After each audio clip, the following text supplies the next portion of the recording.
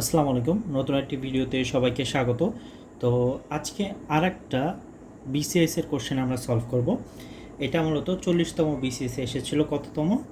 40তম। ঠিক আছে, এটা 40তম বিসিএস এর কোশ্চেন।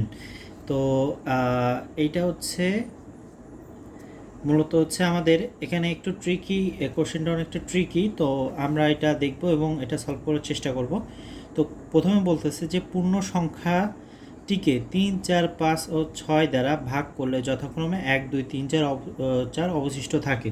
ঠিক আছে, তো এখানে নিচের যে সংখ্যাগুলো আছে এই সংখ্যাগুলোর মধ্যে কোনটিকে ভাগ করলে 3 দিয়ে ভাগ করলে এই 1 অবশিষ্ট থাকবে, 4 দ্বারা ভাগ করলে 2 থাকবে, 5 দ্বারা করলে 3, 6 দ্বারা করলে 4 অবশিষ্ট থাকবে। ঠিক আছে, তো এটা আমাদেরকে বের করতে হবে। তো এটা বের করার সহজ উপায় হচ্ছে আমাদের যে এই সংখ্যাগুলা দেওয়া আছে যে 3, 4, 5, 6, এইটা ভাগ করার পর অবশিষ্টগুলা আমরা আগে এইগুলো থেকে বাদ দিব। কেমন?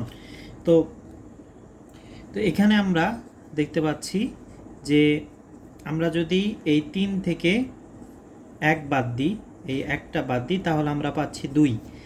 আবার আমরা যদি 4 থেকে 2 বাদ দিচ্ছে, তাহলে আমরা 2 পাচ্ছি। আমরা যদি এখানে আবার এই 5 থেকে 3 বাদ দিচ্ছি, তাহলেও পাচ্ছি 2। আবার 6 থেকেও যদি এখানে 4 বাদ দিচ্ছি, তাও কিন্তু আমরা 2 পাচ্ছি।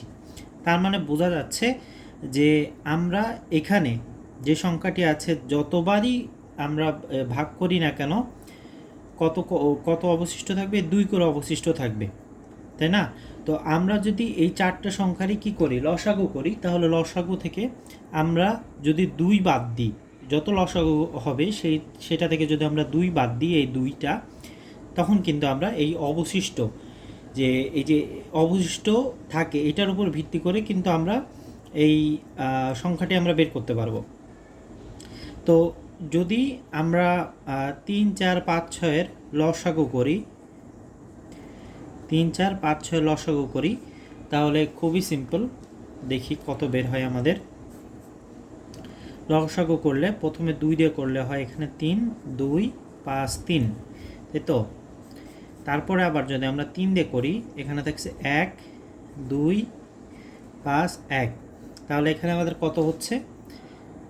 2, 3, 2, 5। তাহলে এখানে উত্তর হচ্ছে আমাদের 60, তাই তো? এখানে আমাদের উত্তর কত বেরোচ্ছে? 60। কিন্তু আমাদের উপরে একটা মানে অবশিষ্ট যেগুলো ছিল উপরে নিয়ম অনুযায়ী আমাদের কিন্তু যে শর্ত দিয়েছিল, শর্তটা অনুযায়ী আমাদের কিন্তু 2 বাদ অবশিষ্ট থাকবে। তার মানে আমরা যদি এই 60 থেকে যদি আমরা 2 বাদ দিই, ঠিক আছে, 2 বাদ দিই, তাহলে আমাদের কত হয়? 58। তার মানে অবশ্যই 58 এমন একটি সংখ্যা যে সংখ্যাকে 3, 4, 5, 6 দ্বারা ভাগ করা যাবে। কিন্তু কিন্তু সেই ক্ষেত্রে আমাদের 2 অবশিষ্ট থাকবে, তাই তো? তো এখানে 2 অবশিষ্ট থাকতেছে, তো সেই ক্ষেত্রে আমাদের এখানে উত্তর হবে গ।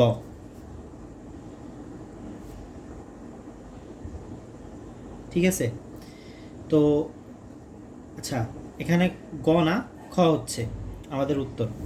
তো আই হোপ এই পর্যন্ত বুঝতে পারছেন। তো নেক্সট ক্লাসে আমরা পরবর্তী আরও একটি ম্যাথ নিয়ে আলোচনা করবো। আনটিল দেন সবাই ভালো থাকবেন। আসসালামু আলাইকুম রহমতুল্লাহ।